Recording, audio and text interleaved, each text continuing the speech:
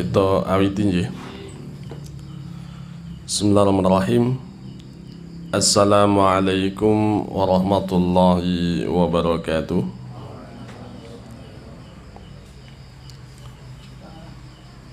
Alhamdulillah. Alhamdulillahi rabbil alamin. Wa bihi nasta'inuhu ala umurid dunya waddin. Wassalatu wassalamu ala ashrafil anbiya'i wal mursalin wa ala alihi wa sahbihi wa man tabi'ahum bi ihsanin ila yaumiddin, amma ba'd. Segala puji sebelumnya marilah senantiasa kita panjatkan kehadirat Allah Ta'ala atas limpahan nikmat-nikmatnya kepada kita semuanya.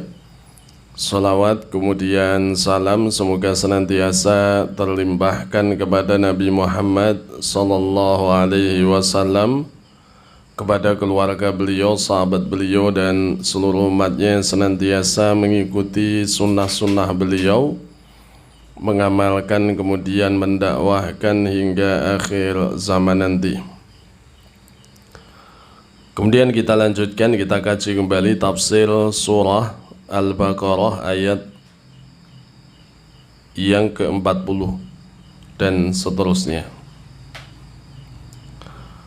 Surah Al-Baqarah ayat yang ke-40 dan seterusnya.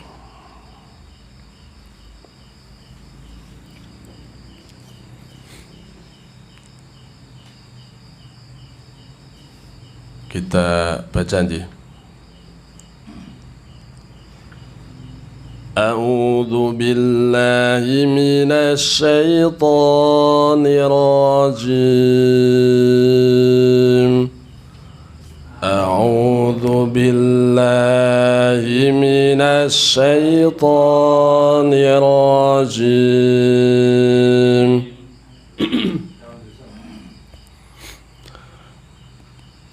Ya bani Israil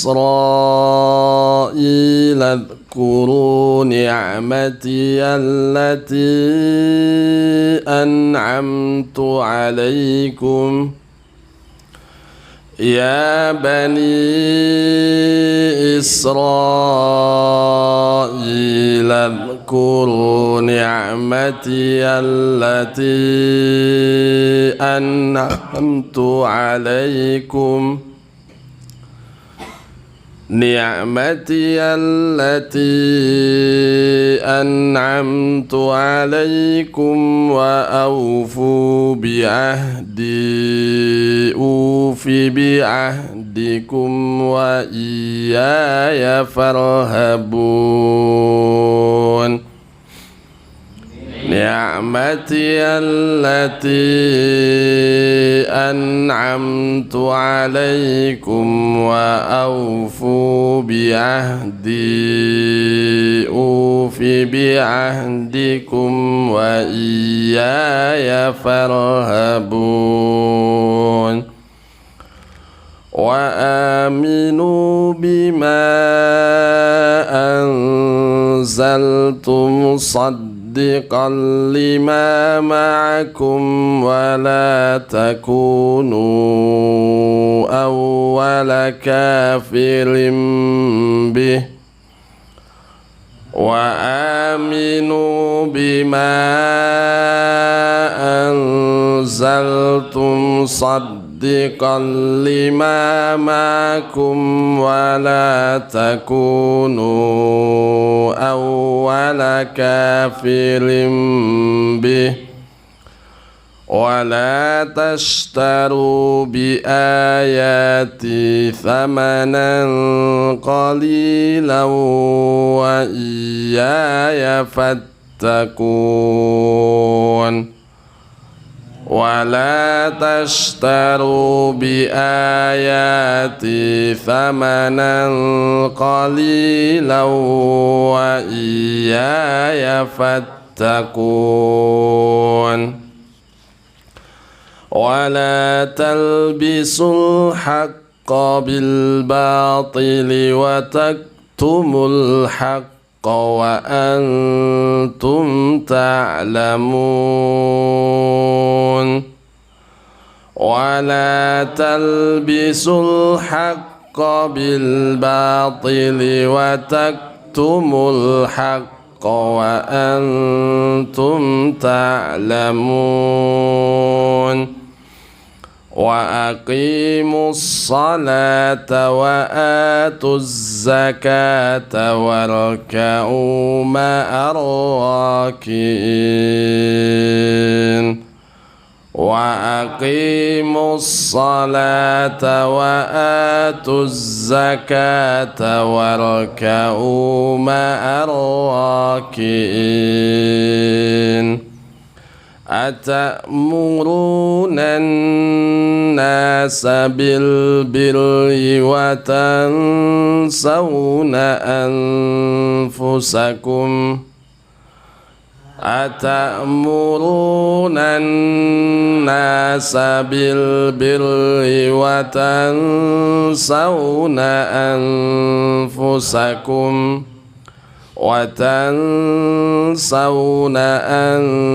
أنفسكم وأنتم تتلون الكتاب وتنسون أنفسكم وأنتم تتلون الكتاب أفلا تعقلون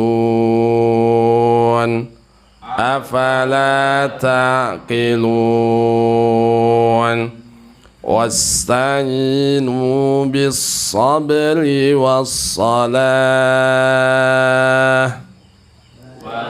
واستعينوا بالصبر والصلاة وإنها لكبيرة إلا على الخاشعين وإنها لكبيرة إلا على الخاشعين.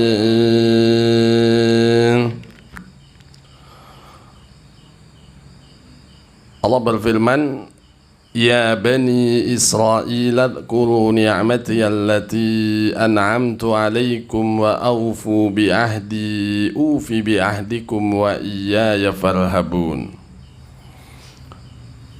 Wahai bani Israel, udhkuru ni'mati allati an'amtu alaikum. Ingatlah nikmatku yang telah aku berikan kepada kalian. Wa aufu bi ahdi ufi bi ahdikum, dan tunaikanlah janji kalian terhadapku, aku akan memenuhi janjiku terhadap kalian.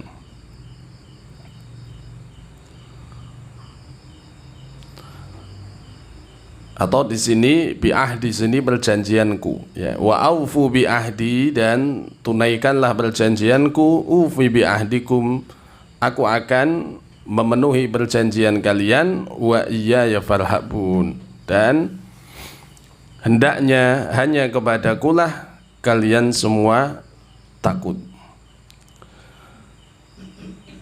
Nah, Allah Ta'ala menyeru di sini, memanggil di sini, ya Bani Israel, wahai Bani Israel, yang artinya adalah ya auladu Israel, wahai anak-anak dari Israel. Dan Bani di sini asalnya itu sebenarnya adalah kata yang dipakai untuk laki-laki. Jadi anak laki-laki itu kan ibnun. Bani, ya, itu keturunan laki-laki. Akan tetapi kalau ini dikaitkan dengan kabilah, maka Bani di sini mencakup baik laki-laki maupun wanita. Makanya Bani Adam itu bukan artinya anak laki-laki dari Adam, ya. Tapi baik laki-laki maupun perempuan, ya. Baik laki-laki maupun perempuan. Karena kalau dikaitkan dengan kabilah, ya, keturunan, maka Bani itu artinya mencakup laki-laki maupun perempuan. Maka Bani Israel itu adalah anak keturunan Israel. Dan Israel itu adalah gelar laqabu Yaquba ibni Ishaqa ibni Ibrahim al-Khalil. Adalah tak lain adalah gelarnya Nabi Yakub bin Ishaq bin Ibrahim al-Khalil.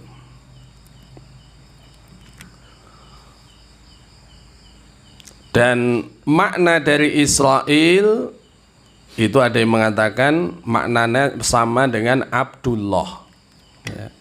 Jadi makna dari Israel itu adalah Abdullah, hambanya Allah. Nah, anak keturunan dari Israel, mereka itu diantaranya adalah Yahudi, Nasrani, dan Rasul-Rasul yang diutus kepada mereka. Yahudi, Nasrani, ahli kitab.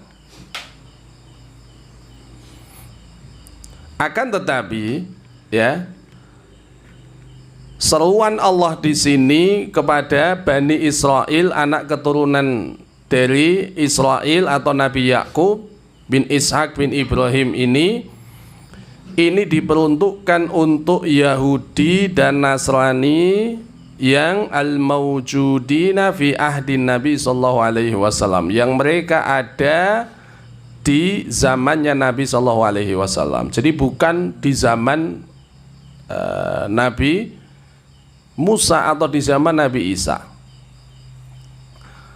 Jadi ya Bani Israel, ini yang diseru adalah Bani Israel, anak keturunan dari Nabi Yakub, Yahudi dan Nasrani yang ada di zaman Nabi. Ini yang diseru, dipanggil oleh Allah dalam ayat ini.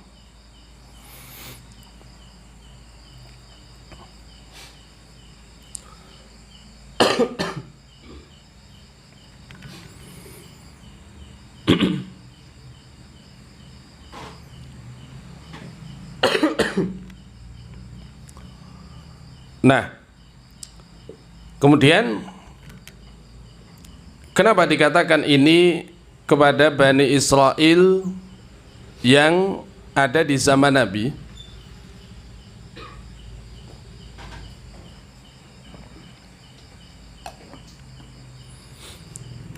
Karena surat ini Madaniyah, ya, surat ini Madaniyah. Dan Bani Israel itu dulu dia punya 3 kabilah, ya, yang ada di Madinah. Ada Banu Qainuqa, kemudian ada Banu Nadir, dan ada Banu Quraidah. Ini Yahudi, ya, atau Bani Israel yang ada di Madinah.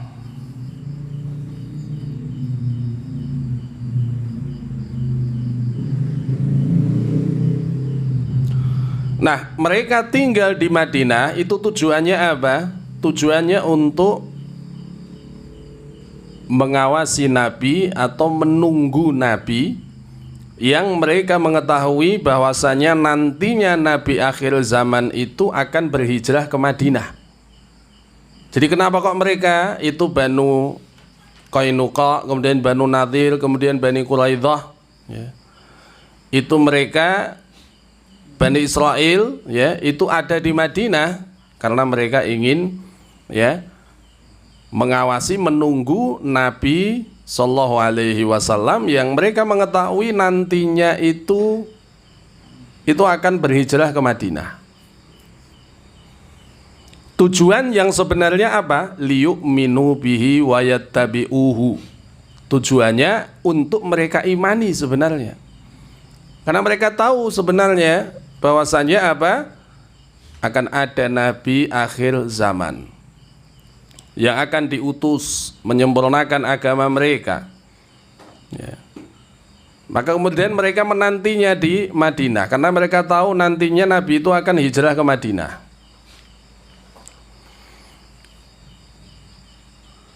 Tujuannya kalau sudah ketahuan, karena ciri-cirinya kan disebutkan ya, secara jelas di kitab-kitab mereka. Bahkan dikatakan ya, Bani Israel itu mengenal Nabi sebagaimana mereka mengenal anak-anak mereka. Ya'rifunahu kama ya'rifuna abna'ahum. Ya. Disebutkan oleh Allah, mereka Bani Israel itu ya'rifunahu, mengenal Nabi, mengetahui Nabi, kama ya'rifuna abna'ahum, sebagaimana mereka mengenal anak-anak mereka sendiri. Artinya apa? Ya tahu dengan pasti sifat-sifatnya, ya, ciri-cirinya. Hampir dikatakan kalau itu muncul mereka pasti mengetahuinya dan tidak mungkin salah. Dikatakan ya kenal sebagaimana mengenal anaknya, orang tua yang kenal dengan anaknya. Tujuannya apa? Untuk diimani kalau sudah muncul dan diikuti. Lakin lamma ja'ahum bima arafu kafaru bihi. Nah, ini sebagaimana pula disebutkan di dalam Al-Quran. Akan tetapi ketika Nabi itu yang mereka tunggu itu muncul di hadapan mereka, mereka mengetahuinya bahwasanya itu benar-benar Nabi yang disampaikan di dalam kitab-kitab mereka, kafaru bihi, mereka mengingkarinya. Makanya kekufuran mereka itu sebenarnya bisa dikatakan bukan kekufuran tanpa ilmu. Ya. Mereka tahu, ya. Mereka tahu sebenarnya, ya. Bukan kekufuran tanpa ilmu. Ya. Makanya dikatakan ya, sifatnya Bani Israel itu orang-orang yang tidak mau mengamalkan ilmunya ya. Tapi kalau orang Nasrani itu beribadah tanpa ilmu ya. Tapi kalau Yahudi dia sudah mengilmui tapi nggak mau mengamalkan. Nah, sifat itu menurun kepada ya, sebagian dari generasi akhir zaman ini. Maka ada di antara kita, atau boleh jadi kadang-kadang kita pun sendiri itu seperti itu. Kita tahu bahwasanya ini adalah satu perkara yang tidak boleh, satu perkara yang dilarang, akan tetapi kemudian kita melakukannya. Maka dalam diri kita ada sifat turunan dari Yahudi ya. Mengetahui tapi tidak mengamalkan.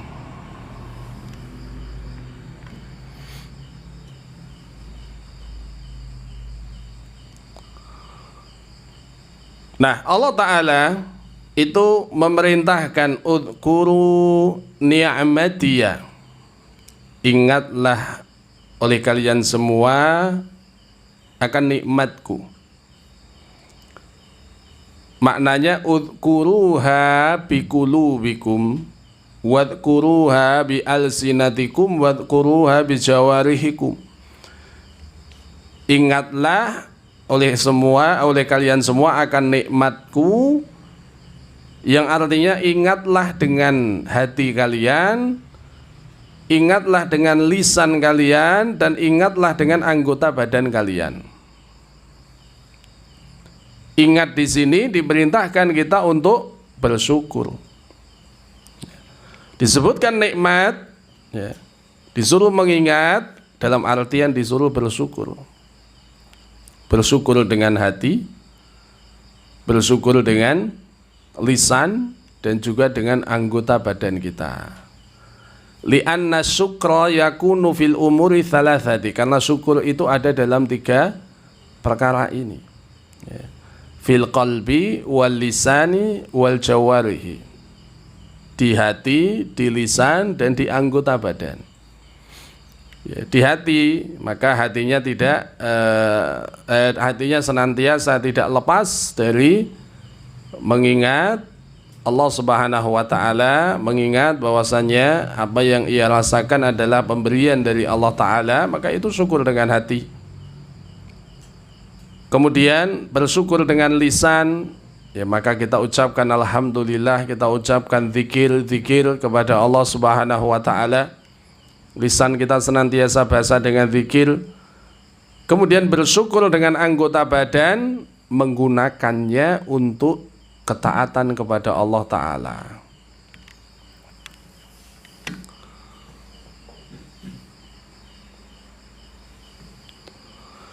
Nah, nikmat di sini juga artinya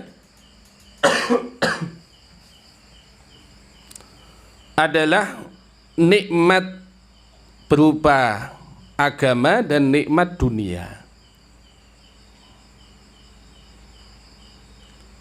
Nikmat agama dan nikmat dunia. Dan kita itu diberikan dua-duanya. Kita diberikan nikmat agama, kita diberikan nikmat dunia. Dan terkhusus kepada Bani Israel, maka Allah Subhanahu wa Ta'ala sungguhnya telah memberikan nikmat yang sangat banyak sekali kepada Bani Israel. Ya, sangat banyak sekali. Ya.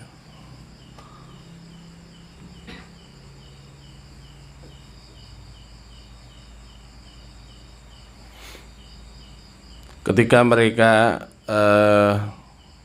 terlunta-lunta di padang pasir, maka kemudian ya, dibuatkanlah untuk mereka 12 sumber mata air yang memancar. Ya. Dan kenapa 12? Ya karena kabilah mereka itu ada 12 supaya tidak ribut. Makanya dibuatkan satu persatu. Ada 12 air yang memancar. Ya. Kemudian ketika mereka kelaparan, ya, maka diberikan apa itu? Manna wa salwa, ya. Ya. Itu jenis burung, ya, yang kemudian bisa dimakan, ya, ketika mereka dalam kondisi kelaparan.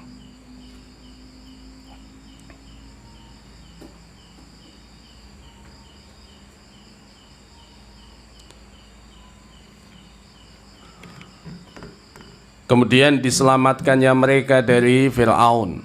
Ini kan banyak sekali, ya. Yang semula mereka tertindas, ya. Anak-anak laki-laki mereka itu dibantai semuanya, disisakan hanya anak perempuan, ya. Kemudian diselamatkanlah mereka melalui Nabi Musa alaihissalam.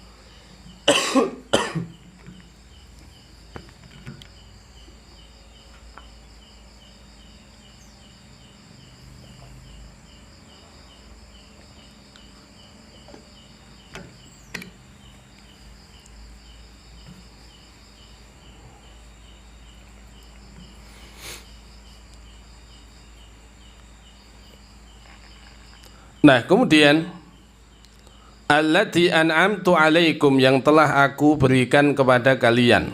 Jadi nikmatku yang telah aku berikan kepada kalian. Di sini ini mengisyaratkan kepada kita bahwasanya nikmat itu adalah fadlun mahdun minallahi azza wa jalla ala ibadihi. Adalah nikmat itu adalah keutamaan yang murni dari Allah Ta'ala yang diberikan kepada hamba-hambanya. Artinya yaitu hanya dari Allah. Nikmat itu semuanya hanya dari Allah, murni dari Allah, tidak ada dari yang lainnya. Karena Allah Ta'ala sampaikan allati an'amtu alaikum, yang telah aku berikan kepada kalian.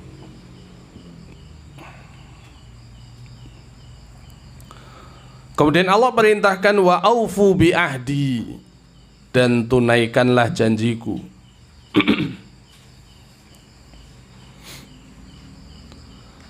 Dan apa yang dimaksudkan di sini janjinya Allah Ta'ala, wa ahduhu subhanahu wa ta'ala annahu ahada ilaihim ayyuqimu as-salata wa yu'tuz zakata wa yu'minu birusulihi.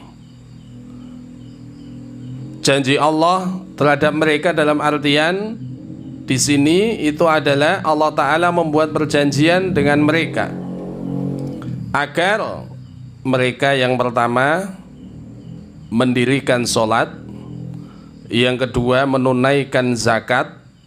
Jadi sejak zaman dulu yang namanya sholat zakat itu diperintahkan, tidak hanya di umat Muhammad ya.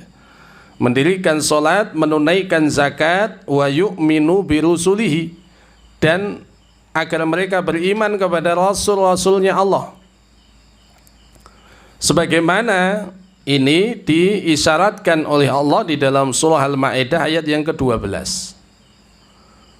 Apa saja itu perjanjian Allah kepada Bani Israel? Maka Allah sebutkan, walaqad akhadallahu mitsaqa Bani Israila wa ba'atsna minhum 12 naqiyyah. Dan sungguh Allah Ta'ala telah mengambil perjanjian Bani Israel, wa ba'atsna minhum, dan kami, kemudian Allah Ta'ala berfirman, dan kami telah mengutus di antara mereka itu ada 12 naqiyyah, ada 12 pemimpin. Nah, tadi ada kabilah ya, 12 kabilah. Wa qala Allahu inni ma'akum, dan Allah Ta'ala berfirman, sesungguhnya aku bersama kalian. La'in aqamtumus salata wa ataitumuz zakata wa amantum birusuli wa azzartumuhum wa aqradtumullaha qardan hasanan. Disebutkan secara komplit apa saja perjanjian Allah kepada Bani Israel. Wa qala Allahu inni ma'akum, dan Allah Ta'ala berfirman, sungguhnya aku bersama dengan kalian. La'in aqamtumus sholata, apabila kalian mau mendirikan sholat, wa ataitumuz zakata, dan menunaikan zakat, wa amantum birusuli, dan kalian beriman kepada Rasul-Rasulku, utusan-utusanku, wa azzartumuhum, dan kalian membantu mereka, wa aqradtumullaha qardan hasanan, dan kalian meminjamkan pinjaman yang baik kepada Allah. Ini perjanjian Allah ya. Artinya ini adalah apa yang harus mereka tunaikan kepada Allah dalam perjanjian yang dibuat oleh Allah Subhanahu wa Ta'ala. Apa yang harus mereka tunaikan kepada Allah, yang di sini dibahasakan dengan perjanjian Allah.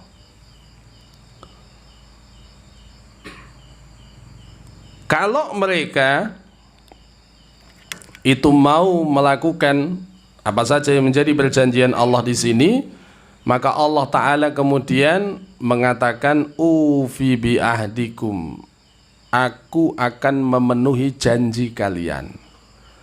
Janji kalian dalam artian apa yang Allah Ta'ala janjikan kepada Bani Israel kalau mereka melakukan ini. Timbal baliknya apa?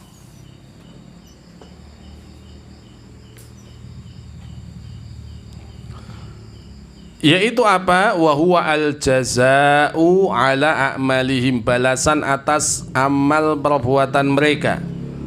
Al-madhkur fi qawlihi ta'ala, yang disebutkan di dalam firman Allah Ta'ala. Nah, kalau mereka mau melakukan yang tadi, apa janji Allah kepada mereka?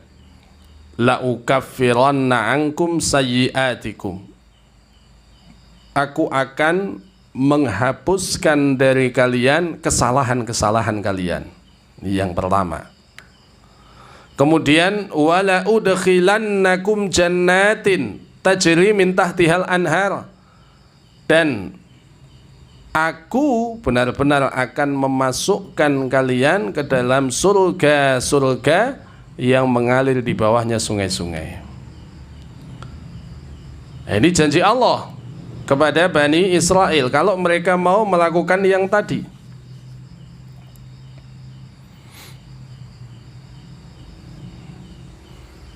Makanya Allah Ta'ala sampaikan wa aufu bi ahdi ufi bi ahdikum. Tunaikanlah janjiku, niscaya aku akan memenuhi janji kalian. Ya, tunaikanlah perjanjianku, niscaya aku akan memenuhi perjanjian kalian. Ya.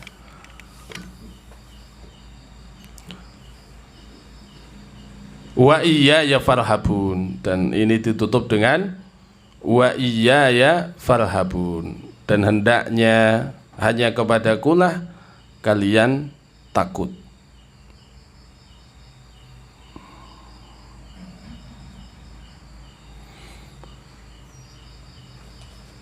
Nah, apa pelajaran yang bisa kita petik dari ayat ini?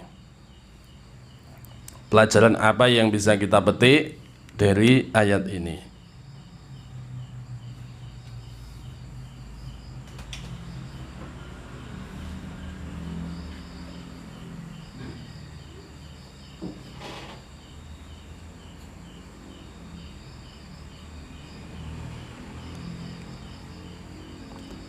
Nah, Allah Subhanahu wa ta'ala tatkala menyampaikan firman atau perkataan kepada seseorang atau kepada kaum tertentu, ya, ini tak lain dikarenakan diantaranya karena mereka itu adalah orang yang nantinya itu akan mau mengerjakan, ya, perintah-perintah tadi. Makanya kemudian dipanggil, ya. Secara khusus disebutkan baik itu person atau mungkin kelompok atau mungkin kabilah.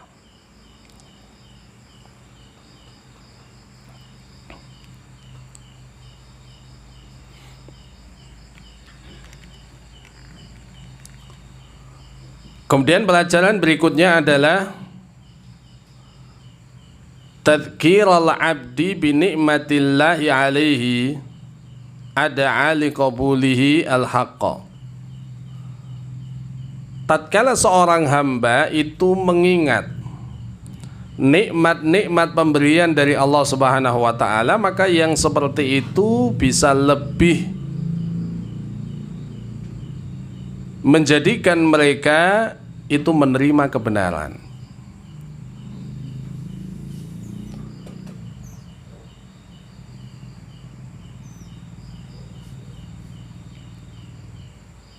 Jadi ketika mereka itu mengingat nikmat-nikmat pemberian Allah, maka itu akan lebih menjadikan mereka itu mau menerima kebenaran dari Allah Ta'ala. Jadi ketika disebutkan nikmat, ya, kemudian mereka ingat nikmat tersebut, oh iya, Allah telah memberi saya ini. Maka dengan itu mereka akan lebih mau untuk menerima dakwah.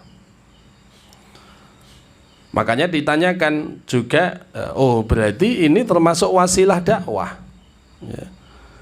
Dalam artian apa? Kalau kita mau mendakwahi seorang, di antara hal yang kita lakukan itu hendaknya mengingatkan dia akan nikmat-nikmat pemberian dari Allah Ta'ala.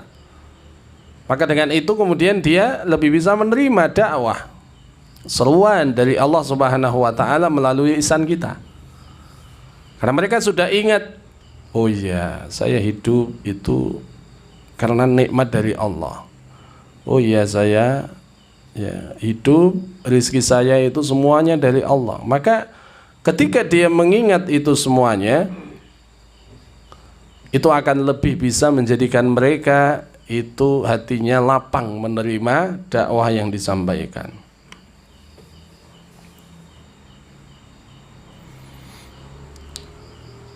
Kemudian faedah berikutnya adalah azimu minnatillahi ta'ala fi in'amihi ala haula.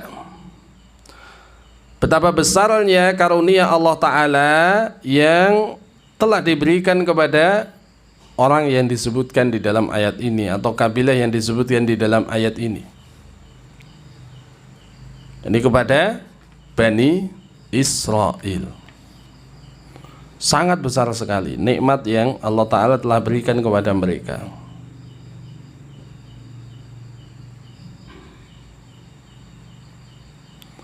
Pelajaran berikutnya, anna man wafa lillahi bi ahdihi wa fillahi lahu wafallahu lahu.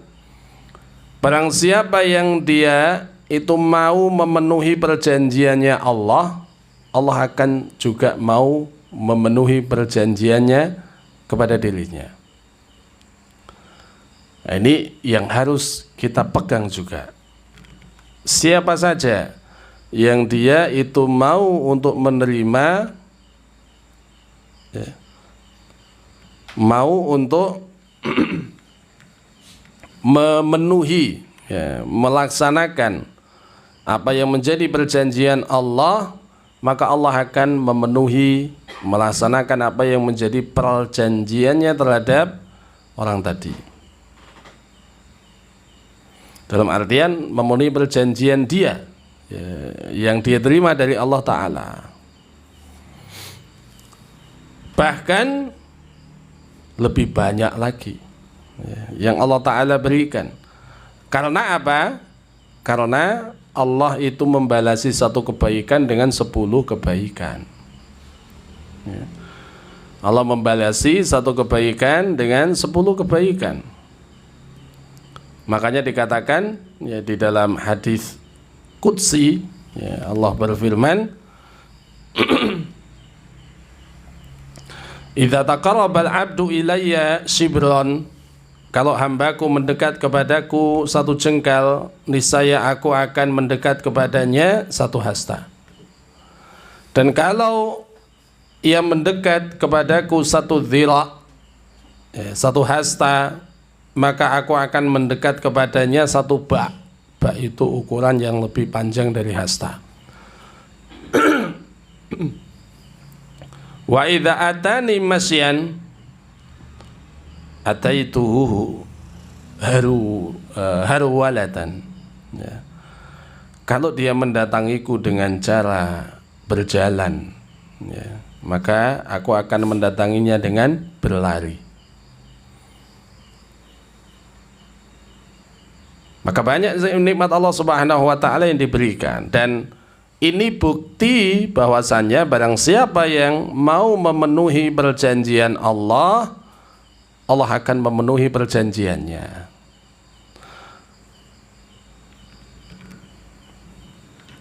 Apa yang dimasukkan perjanjian Allah di sini? Ya, sebagaimana tadi, apa saja yang Allah Subhanahu wa Ta'ala itu minta dari hamba-hambanya, yang Allah Ta'ala wajibkan kepada hamba-hambanya. Nah, kalau perjanjian hambanya, itu yang dimaksudkan adalah janji-janji Allah yang telah diberikan kepada dirinya. Kalau nanti beramal soleh maka akan mendapatkan ini, dan seterusnya.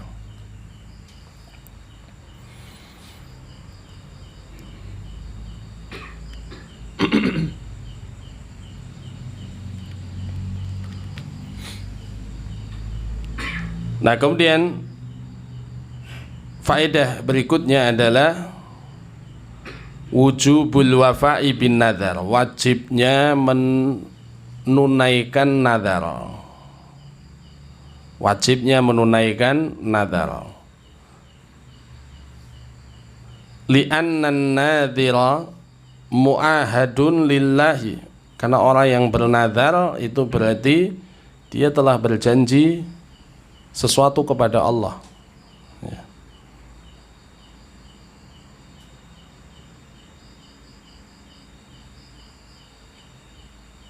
Dan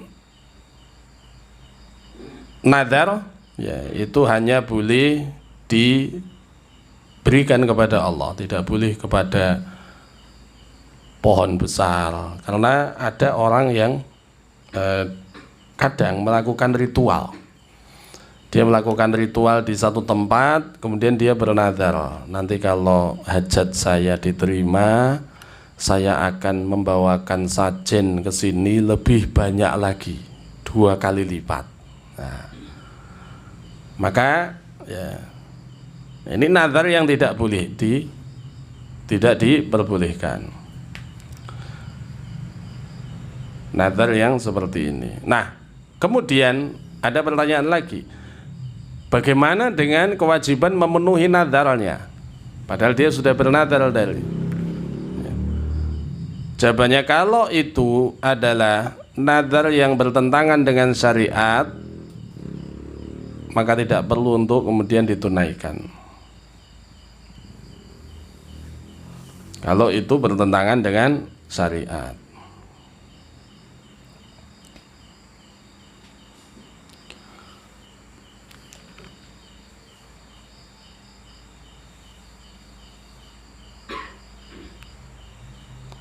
Nah, kemudian faedah berikutnya, wujubu ikhlasi rahbati lillahi azza wa jalla, wajibnya mengikhlaskan rasa takut itu hanya kepada Allah azza wa jalla. Ya, karena tadi firman Allah Ta'ala, wa iyaya farhabun, dan hendaknya hanya kepadakulah kalian itu takut. Dan rahbah itu adalah ibadah, rasa takut itu ibadah ya, kepada Allah Subhanahu wa Ta'ala.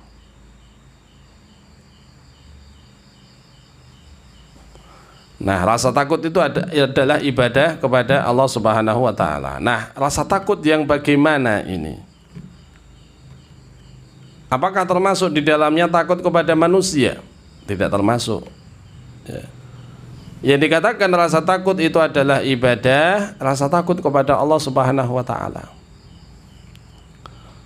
Adapun rasa takut kepada rampok ya, takut kepada maling, takut kepada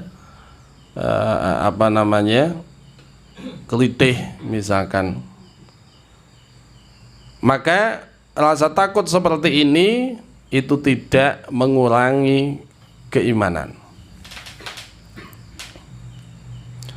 tidak menafikan tauhid, dalam artian tidak menafikan tauhid ya. Oh, berarti Anda sudah takut kepada selain Allah. Nah, tidak seperti itu. Karena ada takut itu yang sifatnya itu tabi'i. Tabi'i itu ya bawaan manusia. Istilahnya gawan bayi gitu. Jadi rasa takut yang sifatnya itu manusiawi ya. Rasa takut yang sifatnya itu manusiawi.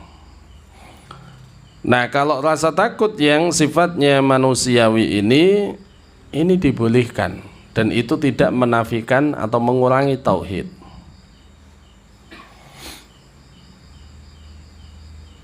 Nah, terus bagaimana kalau rasa takutnya kepada manusia itu sampai menjadikannya mengabaikan yang wajib?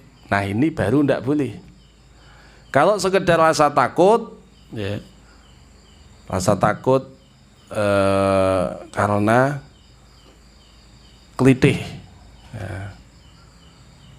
Karena kelitih, kalau dia keluar rumah untuk ngambil air wudhu nanti takut dikelitih, maka dia kemudian jadinya tidak sholat. Nah, ini tidak boleh ya. Jadi kalau rasa takut kepada makhluk sampai kemudian menjadikannya melanggar kewajiban, maka ini haram, tidak diperbolehkan.